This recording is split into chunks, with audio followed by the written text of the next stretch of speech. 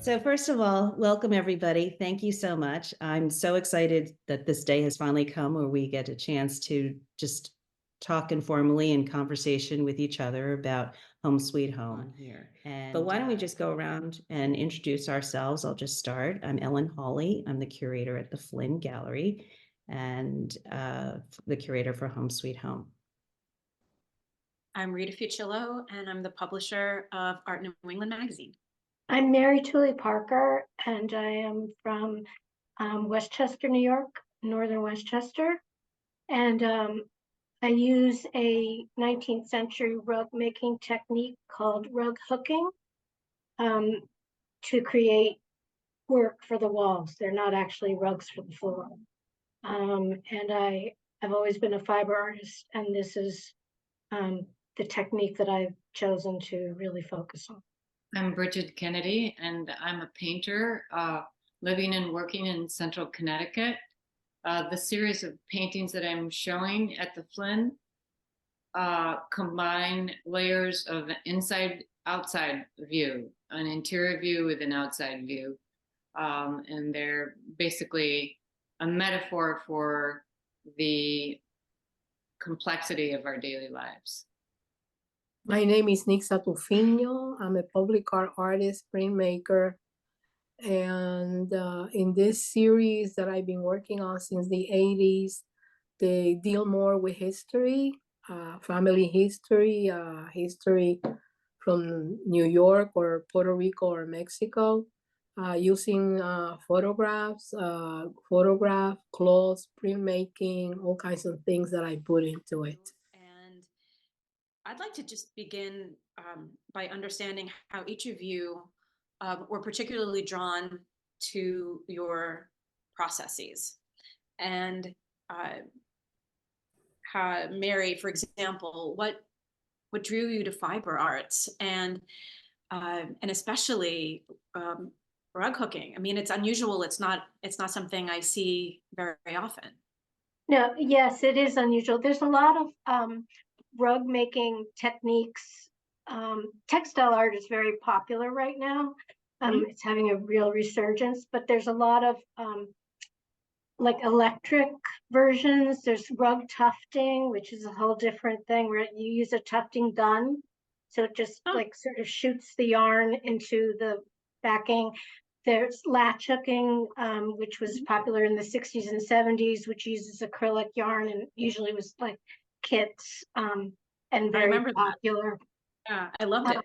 But rug hooking is like a 19th century folk art that came about when feed sacks became available widely, and women just made one for their floor, like a picture of their chicken, you know, or something that meant something to them, just to express who they were, but make something very functional in that vein of folk art and quilts and the practical women's work of that era.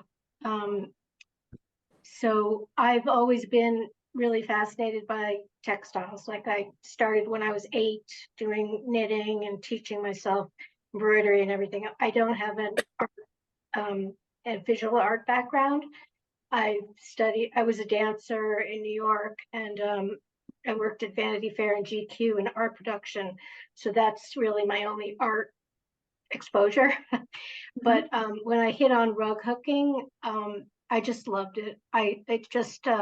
It really resonated with me, and it made me able to express, moments from my past, remembering people that I've lost, places that I've been that no longer exist. It gave me an outlet to express who I was rather than knitting a sweater from a pattern, something like more. So. Can you speak a little bit to the particular pieces that are in the show and what stories they tell?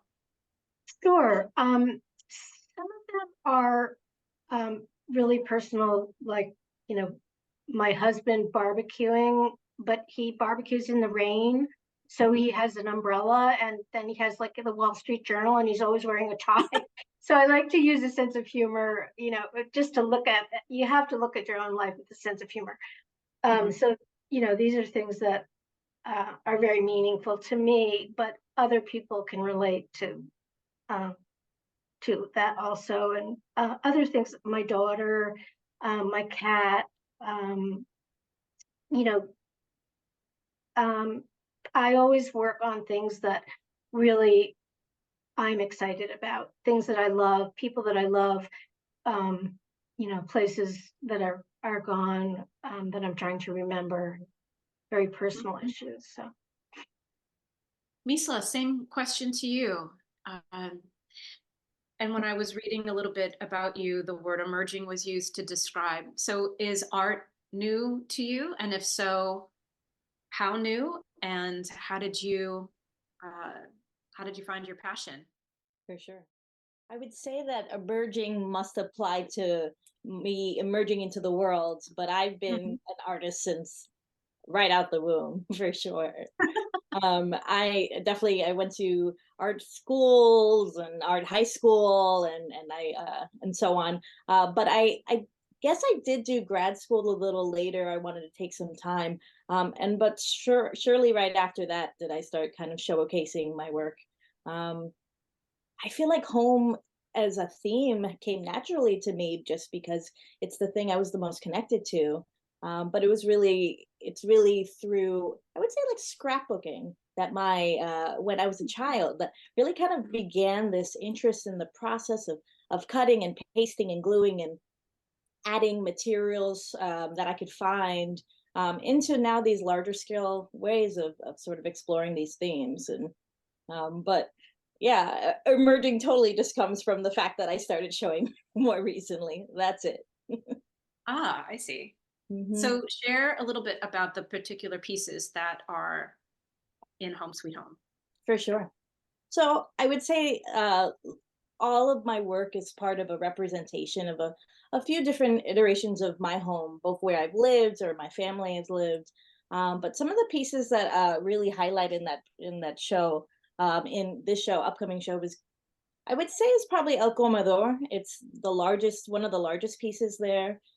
It sort of depicts a table, a dining table, but it's sort of being overgrown by natural greenery. And it's kind of a comment on the fact of how we utilize plastic materials and ceramic things within our home to represent something natural. And in case of like the Latinx community and New Yorkers and those really so far away from sort of the tropical and the Caribbean, to be able to find ways to use that internally in a very urban environment. So that piece is really important to me to be able to kind of make that comment. But continually, I would say that in all of my works, there's like a little hint of the same idea of how we use nature or how we use decoration to explore our culture, to explore our identity, and yeah, narrative. Brigid, would you like to go next? Sure. Well, I came upon the series that I'm working on, I have been working on for a couple of years, really since the pandemic, and the fact that we were all in a shutdown mode and sheltering in place had an influence. I think, and I also have to say that I was very intrigued by say the weather, or specifically fog, and looking out from my home across to the park, across the street. And that's actually the first painting that I did in this series. And I kind of stumbled upon the reflection that I saw in the room behind, not just the room that I was in, but the room behind me. So I ended up with an image of a foggy landscape combined with a brightly lit kitchen with dog bowls. And so I'm kind of moving out of the sort of realistic, figurative presentation into something that has a little bit of abstraction or surrealism to it. I'm very interested in color and spatial complexity. And the work in this series means a lot to me because it all has to do with capturing a moment in time that is a combination of the outside view and the interior view behind me. And they're all kind of a tribute to either where, most of them are about where I live and what I see. And in that sense, they're very, I think of them as very, from the outside, something quite simple that I'm working within a fairly narrow parameter, but yet creating something that's fairly complicated. And that the more you look, the more you see. And they're not all strictly, you know, from my house. But I think that capturing the place and time and the present moment is like really important in the work. So some of them are from I'll be showing work that basically they're images from my sister's home in Buffalo, or from an apartment we stayed in Mexico City, or from Block Island. But they're all in that sense also kind of a diary in a way. Places that I've been, you know, places that I remember. And this reflection on glass is very obviously a very important element that I hope makes the work stand on its own. Oh, most definitely. And what was striking to me looking at your work was how I had to be as present to understand it. So I think anything that makes someone stop and think and look at a piece of art and connect with something in this particular world where things are moving very quickly is a very positive thing. I mean, I think the theme in general of home, when we were talking about this a little bit earlier, is so loaded and yet so relatable that I think all of your work will make people stop and think and pause, and which art should do in general. I wanted this fairly intimate experience that the work is pretty small, and I used to create large outdoor and indoor installations. My background, while I always drew and always did some painting, many years of sculpture. So spatial complexity and you know, is kind of fascinating to me. But I used to work quite large, and so this is yeah, different.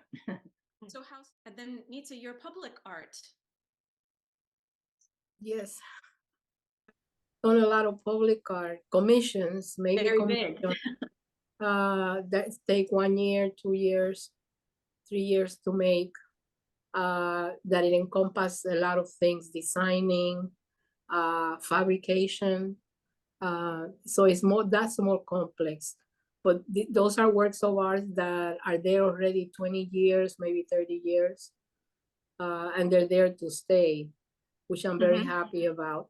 And then I've done a couple of painting and stuff like that. But in this series that I gotten involved with, we call it tenderete, which is the hanging. It's about the hanging, like hanging the clothes, hanging your clothes in a closet. It's more intimate, and it has to do, I'm very much involved in time.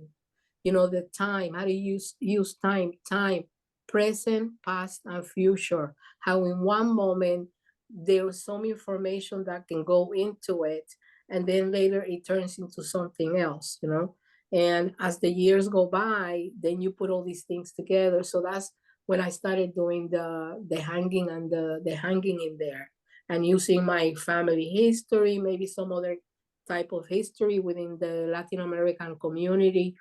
Also using prints, monoprints, drawings, all kinds of things, and photography. So I enjoy doing that very much, because a lot of the pieces that I use, the places, or they don't exist anymore, and people get surprised if when they were small, they saw it and they know that they were there. So it's always about the time, you know, how we as human beings, we're so in the present, but when you're in the present right now, what was in the present turns into the future and in the past, you know, and we don't realize it. And how what do we create with all of that in that moment? What humanistic value also we bring into it? So I'm caught up with all of those things. Mhm. Fantastic.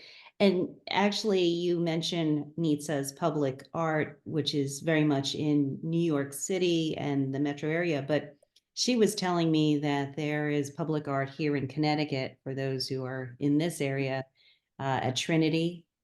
Yeah, Do- Trinity College, there was a That's piece Trinity that we College. did for outside with students.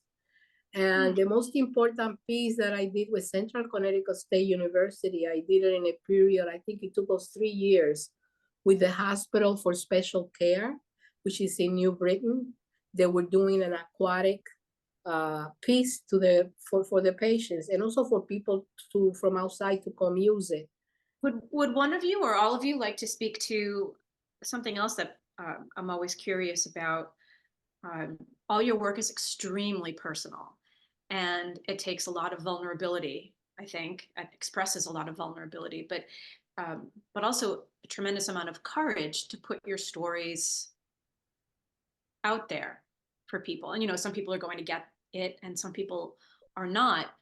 But typically, artists feel that the importance is getting that story out, that there is intent and there is something that you're trying to convey. So you dig deep and you tell that story. How does it feel to do that? To put your memories and your vulnerabilities out there and extremely personal experiences out there. And what do you hope the viewer will connect with?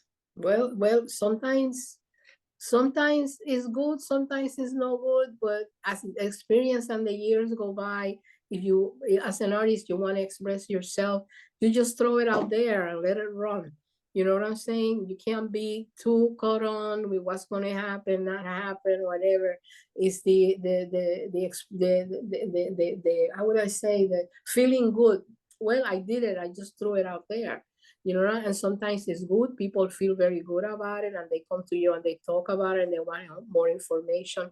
But even if they don't get to know or meet the artist, it's just that for them to have a connection, But it doesn't matter, just do it. I say to an artist or a young artist, you can't live with that. You just gotta throw it out there. You can't be too concerned with yourself about whether they're gonna like it, don't like it, or whatever. Just do it. That's one philosophy. Yeah. Brigid, did you have something that you wanted to add? Well, I think that I wouldn't say that I feel that feel vulnerable in what I am sharing or putting out there. I would say that I'm trusting that there are a lot of people that will identify or recognize what I'm representing, and which is kind of a visual puzzle, that there's enough there to engage, and that there's enough shared that is, recognizable, like a sidewalk or a street, or, very ordinary, mundane things. I pay a lot of attention to color and composition, and I take photos at dusk or dawn, so that the lighting is, kind of equal outside and inside. So I have that kind of balance, so you could see both. But and I don't think that without my speaking as we are today, and telling the story of like where I was in my sister's house, that I don't really feel that I'm revealing anything too personal, which I'm not against. It's just not anything that really, it doesn't seem to really be there in my situation, I'd say, with the work. But I want to present kind of the mystery of life, and the complexity of something that appears to be so ordinary that we miss it, and I think that's really important to me. Mhm. I do want to I do want to hear Mary's answer to the question, though. Yeah, I feel like being very personal and putting yourself into your work is really what makes it art. I think, that a topic or an image that really resonates with you, that you just really need to record in a way. Documentarian. Yeah, it just, that to me, that is what the art part is. It's something that really comes from deep within you. And that's why other people can also relate to it. Like Misla was saying, like I can do I did one piece of me sitting next to the baby pool with my daughter when she was tiny. And a woman came into the gallery and was like, "Oh my God, just this past weekend, I was with my granddaughter and they were in the backyard at the pool and this was exactly what was happening and I have to have it." So, I was like, okay. People really read, as Misla was saying, things from their own life that they actually see in the work that you don't even you don't really realize are things that everyone has shared. Like the same with the dog piece. It was just a big old 1960s station wagon, and we were driving around calling the dog to get him to come back. This is before the leash laws. And people are like, we had that car, and oh my God, was that a beagle? We had a beagle. And it's just it is really nice to see people really come to the work with that much enthusiasm. And the thing is that something that I've learned about textile art is that there's actually science showing that a different part of the brain is activated by looking at a textile rather than looking at a photograph or other kind of visual art. It's like a real basic instinct that draws you to the warmth and the familiarity of the wool and the yarn, and thinking of the baby blanket that you were swaddled in, or the warmth of your mother, or whatever that connection to that medium is. So it draws people in just in its own texture and quality. I feel like women, that have been doing this kind of work in their homes, whether it's quilting, like the G's Bend quilters, or, rug hooking or whatever, they have been doing this. They each have their individual stories that they're putting into their work, even though it is not going to a gallery. It's just for them. It's for their family. It's a functional thing that people have been doing for hundreds of years, really. And the funny thing about the show is the theme of the show is that home work is going to a gallery called Home. So it's meta. Yeah, so it becomes important. Right. That's very important. Mary, how can you speak? I'm so curious as to the process itself. It must be incredibly meticulous, and it take you a very long time to complete a piece. How big are they? Yeah, it takes about a month and a half for a sort of medium-sized piece, and a large piece can take 2 to 2.5 or 3 months. I cut strips from wool fabric using a little machine that's kind of like a pasta cutter.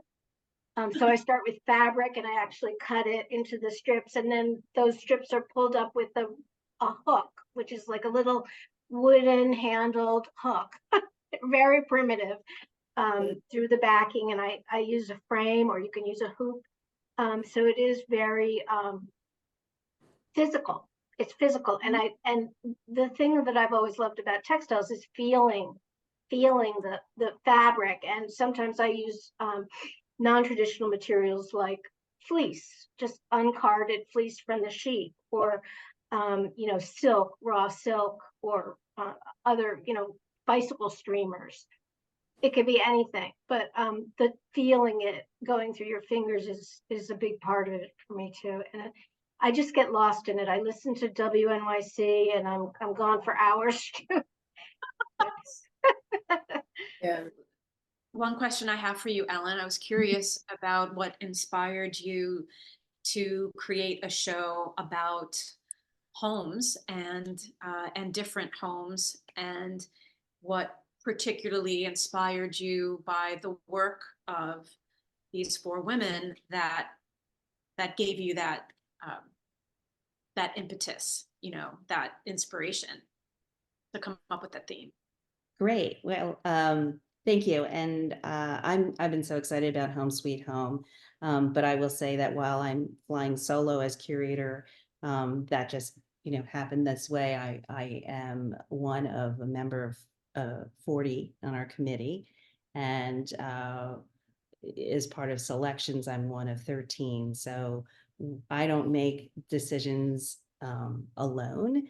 But I can tell you a little bit more about the process of how this came to be. This particular quote here that says the average American lives in the 12 different dwellings within their lifetime. Oh, how And interesting. yeah, and so surveying sort of where people are at currently is interesting. And sometimes we're just noting that we're passing through. So, my notion is to not be portraying a home sweet home where life is perfect.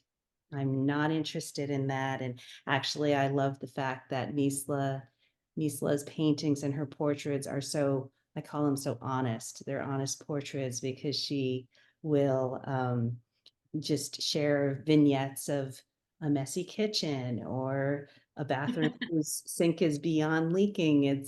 And I feel as though that helps make life relatable. That is the blurring the line between the visitor, the artist's work, and saying, I understand that. I've got that. I know that. And I was very intrigued by that. I don't feel like while Home Sweet Home it sounds like a perfect sense.